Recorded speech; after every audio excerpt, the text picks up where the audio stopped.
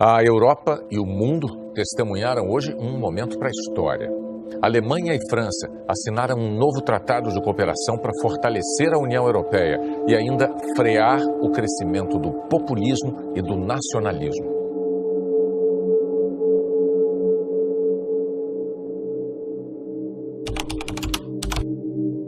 Foi no meio da fronteira que os dois países se reencontraram.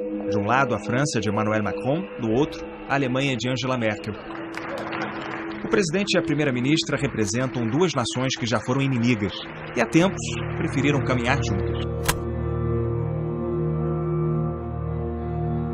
O novo tratado simboliza um impulso à Europa. Merkel assinou embaixo por um sistema de defesa integrado e mais convergência econômica e fiscal. Macron declarou que essa cooperação é o que protege de verdade o continente.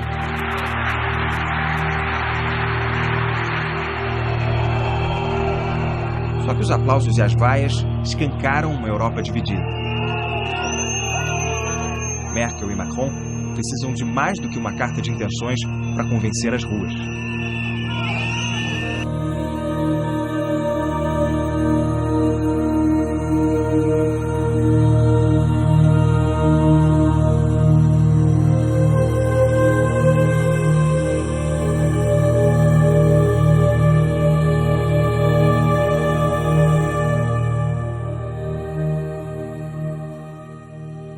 Angela Merkel saiu em defesa da ordem mundial multilateral e destacou os acordos como uma virtude nas relações internacionais.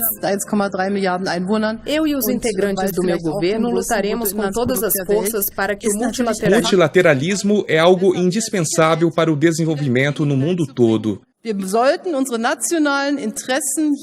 Merkel afirmou que cada país, ao pensar em seus interesses nacionais, também deve considerar os de outras nações para poder chegar a soluções vantajosas para todos.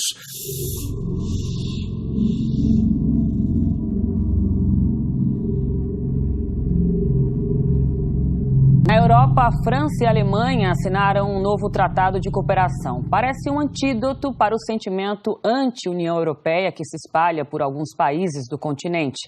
No Reino Unido, por exemplo, segue aquele impasse provocado pela polarização entre quem quer que o país saia do bloco europeu e quem quer ficar. A assinatura do tratado é uma declaração de resistência contra o populismo e o nacionalismo por aqui. O bloco europeu vive hoje a maior pressão da sua história e o Brexit é um bom exemplo disso. Merkel também falou sobre o Brexit.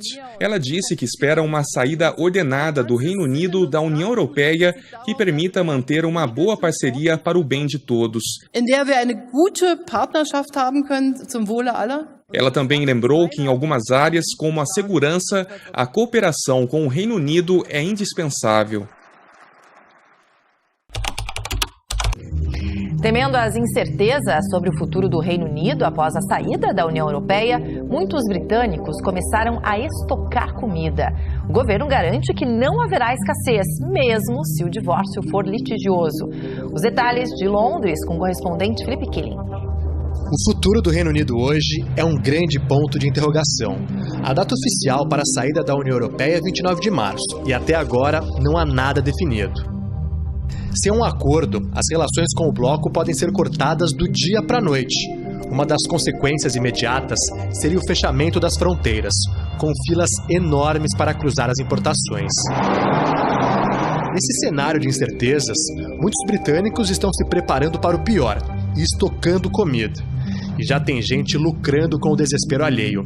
Uma empresa de Leeds, no norte da Inglaterra, está vendendo o chamado kit de sobrevivência do Brexit. Ao preço de 300 libras, cerca de R$ 1.400, ele contém comida congelada para 30 dias, filtro de água, papel higiênico e acendedor de fogo. O cenário catastrófico será sentido muito mais no bolso do que no estômago. A falta de alguns produtos promete subir o preço final de itens básicos, causando inflação. Não há sorrisos, palmadinhas nas costas, nem apertos de mãos. Mas antes um conflito diplomático sem fim à vista entre Itália e França. Os governantes italianos têm atacado o país vizinho com acusações e provocações. A última tem como autor o vice-primeiro-ministro Matteo Salvini, que disse esperar que os franceses não escolham o partido do presidente Macron nas eleições europeias.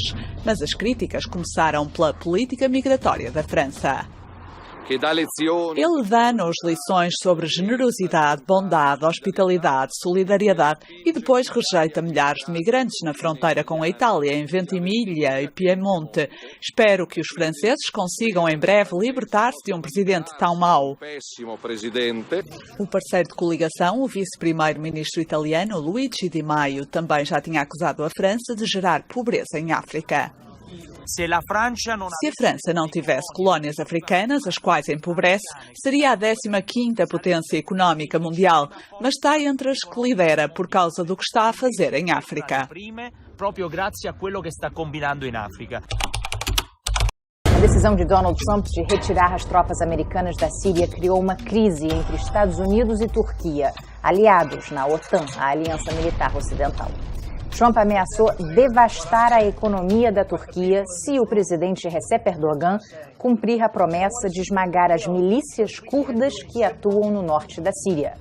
Essas milícias lutam ao lado dos americanos na campanha contra o grupo extremista Estado Islâmico, mas são consideradas terroristas pelo governo turco e agora se sentem sozinhas, abandonadas com o anúncio da retirada americana.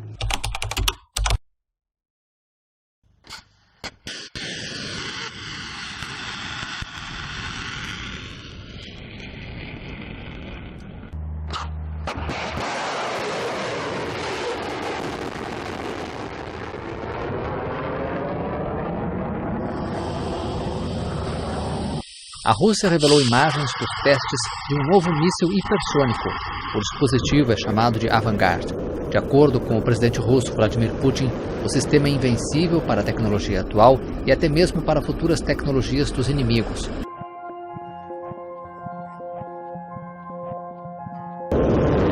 Os novos mísseis de Vladimir Putin não são supersônicos, mas hipersônicos. Segundo o governo russo, 27 vezes mais rápidos que a velocidade do som. A falta de sintonia entre Rússia, Irã e Turquia está criando obstáculos para um acordo de paz na Síria. Os três países que se dizem capazes de garantir a paz na Síria se comportam como desfazedores de esforços da ONU, procurando garantir eleições dos mesmos países. Eleições sob controle da ONU que abririam um caminho de volta para milhões de refugiados, segundo a entidade cujo alcance é universal. A ONU criou um comitê de 150 membros para supervisioná-las. Os que querem sepultá-la são apenas 3: Rússia, Irã e Turquia, também envolvidos em abandono de acordo de armas de destruição maciça. O sistema antimíssil Arrow 3 foi testado com sucesso em Be'er Yaakov, na região central de Israel. O programa foi desenvolvido e financiado em conjunto com os Estados Unidos. O sistema foi projetado para interceptar artefatos acima da atmosfera e com alcance de até 2.400 quilômetros. De acordo com o Center of Strategic and International Studies, o sistema foi desenvolvido para lidar com as crescentes capacidades de adversários regionais, como o Irã. Um ataque de Israel à Síria deixou 11 mortos. Pela segunda noite consecutiva, 1 hora de explosões e mísseis disparados por Israel sacudiram Damasco. A Rússia, aliada do governo sírio, afirmou que 30 mísseis israelenses foram interceptados. Segundo Israel, a operação atacou alvos de defesa da Síria e do esquadrão de elite da Guarda Revolucionária Iraniana no país. O exército israelense justificou os bombardeios, afirmando que tropas iranianas fizeram disparos contra o território ocupado das colinas de Golã. A ameaça de um confronto direto entre os rivais Israel e Irã tem aumentado na Síria desde que as forças armadas iranianas começaram a lutar ao lado de Bashar al-Assad contra rebeldes em 2012. To Japan now, and that country has adopted new national military plans that call for beefing up Japan's multi-dimensional military capability, citing increased security risks in Northeast Asia. Japan has laid out its new defense guidelines aimed at enhancing its capabilities to deal with security risks at sea, online, and in outer space in order to counter potential threats from North Korea and China. O FMI elevou a previsão de crescimento da economia brasileira este ano, mas reduziu a estimativa para o PIB global. No Fórum Econômico Mundial em Davos, na Suíça, a diretora executiva do FMI, Christine Lagarde, fez um alerta. segundo ela, ao risco da guerra comercial entre Estados Unidos e China e a falta de acordo para a saída do Reino Unido da União Europeia desestabilizarem ainda mais a economia mundial. A China teve em 2018 o menor crescimento em 28 anos. Os números são do Bureau Nacional de Estatísticas. O aumento do Produto Interno Bruto foi de 6,6%, acima da meta de 6,5% estabelecida pelo governo e dentro da previsão média de 13 analistas consultados pela AFP. Ainda que próximo do percentual de 2016, quando chegou a 6,7%, este crescimento anual é o mais baixo desde 1990.